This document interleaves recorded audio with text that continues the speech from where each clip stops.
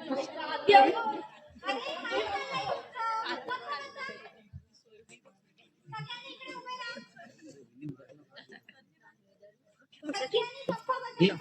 आजोबांना अजिबात त्रास द्यायचा नाही.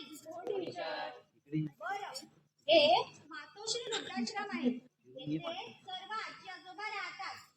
त्यांच्या बरोबर नीट वागायचं, नीट बोलायचं, दंगा करायचा नाही. कळलं? बरं, कळलं आता. आसावरी, तू इकडे ये. मी आज तुला एका नवीन आजी आजोबांची भेट करून देणार आहे. तुला आजच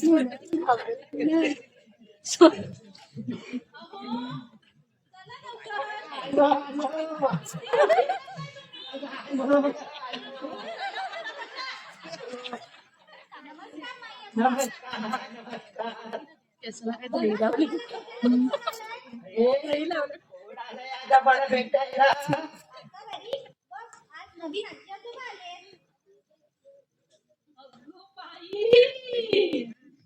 किती गोड.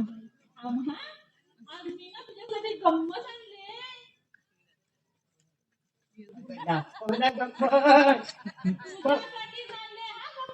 बघू बघू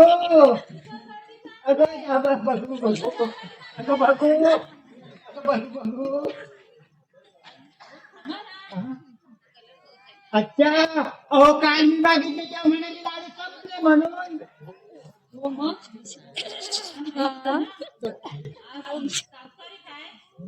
दर महिन्याच्या 7 तारखेला भारतीय ते लेकरांना घेऊन म्हणून त्यांच्यासाठी जपून ठेवले होते. धर म्हणा. होय की नाही? धर.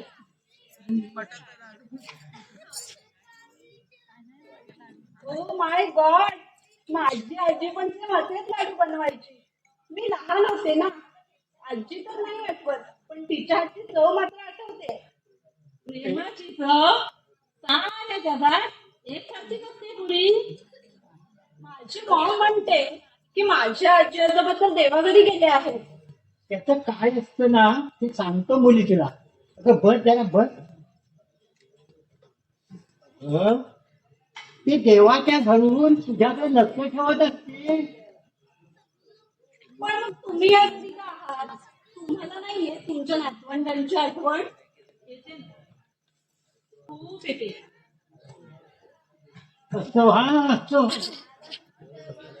आणखी दर महिन्याला 7 तारीख येते आणि तू असे गोड गोड पाहुणे ठेवून आम्हाला भेटायला येते. अगं म्हणूनच जप्त आहोत का आम्ही, नाहीतर केव्हा. अहो गप्प बसा तुम्ही. हा? आधी मीच जाणार आहे. अजिबात नाही. आधी मी जाणार. आधी मीच जाणार आहे.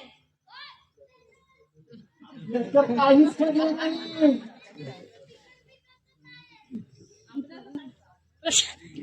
आधी मीच जाणार. माझं वर बोलणं झालं. अगं माझं पण वर बोलणं झालंय. आधी मीच जाणार. आधी मीच जाणार. नाही मीच जाणार. आधी मीच जाणार. आजी आजोबा, तुम्ही लहान आहात का? हे गोड पाहुणे आले ते काय म्हणतील? हे आजी आजोबा तर भांडण करतायत. त्याचं काय असतं भारती. कधी भांडण, कधी रुसवा, सगळं दिवसभरासाठी असा विषय मिळतो आणि जगण्याला निमित्त.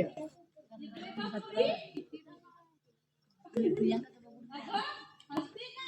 माझी आधी फक्त वरच तोंड पुसायची माझं. अगं पोरी, जगात कुठेही जाग,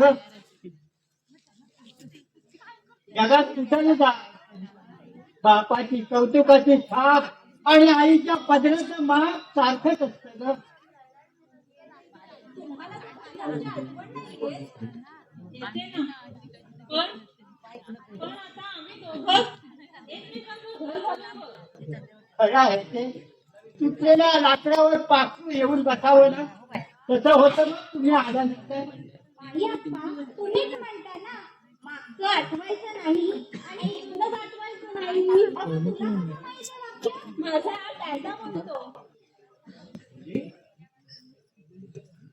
कुठे राहतेस गं तू पोरी? ते सिद्धिविनायकाचं मंदिर आहे ना, तिथे शेजारी घर आहे आमचं. कुठं पोरीला धावता येतं म्हणे.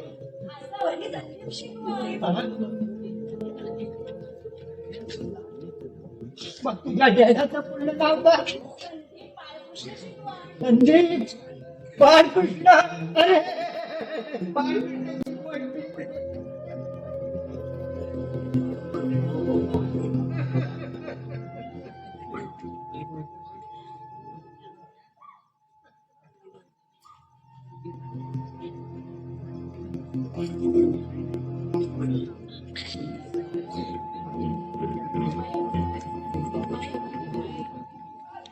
हो.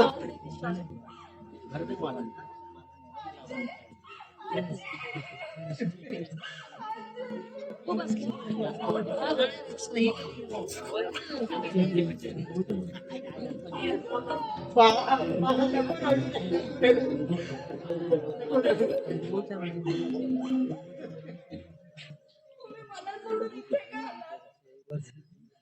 मी रोज तुमची आठवण काढायचे. रोज संध्याकाळी गणपतीच्या मंदिरात सगळ्यांचे आजी आजोबा यायचे, पण फक्त तुम्हीच नव्हते. आम्ही घर नाही सोडलं ग पुरी. सरस्वती. ते काही नाही. चला आपण आपल्या घरी नाही बा, नाही.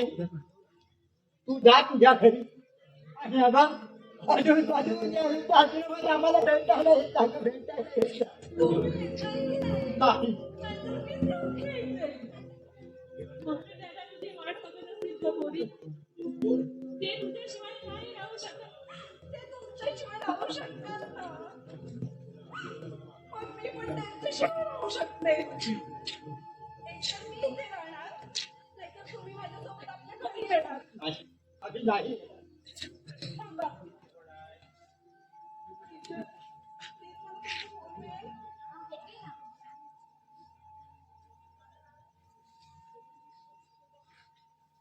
हॅलो हॅलो डॅडा, तूच बोलतोस ना रे. खोटं बोलला की देव बाप्पा काय करतो? पण तू तर खूप खोटं बोललास रे माझ्याशी. पण मी देव बाप्पाला नक्की सांगेन की माझ्या मम्मी दादाचे कान नको कापूस. आई वडील वृद्धाश्रमात आणि मुलं पाळण्याघरात ठेवणं ही मजबुरी आहे तुमची. पण त्याच्या मला माझे आजी आजोबा भेटले तेव्हा.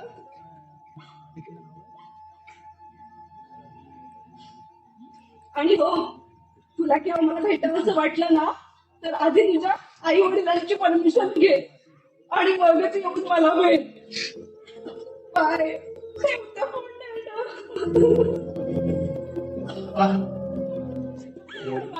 नको नको.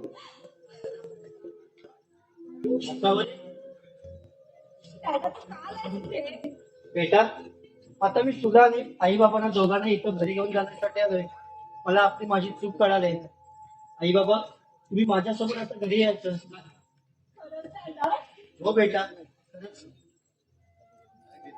पप्पा, खरंच माझी चूक झाली हो. खरंच मला माफ करा हो दोघांनी. खरंच माफ करा हो बेटा.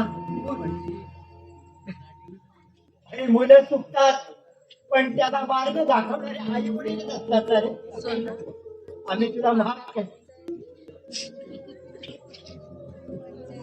नमस्कार मंडळी. आता आम्ही आपल्यासमोर छोटीशी नाटिका सादर केली.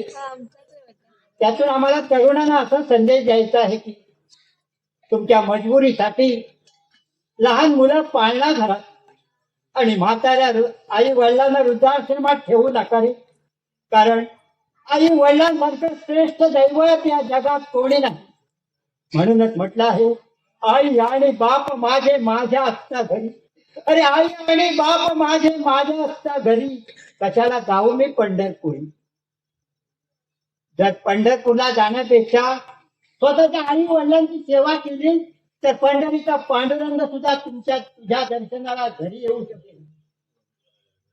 म्हणूनच पण कधी जेव्हा आई वडिलांची सेवा कराल तेव्हा. धन्यवाद.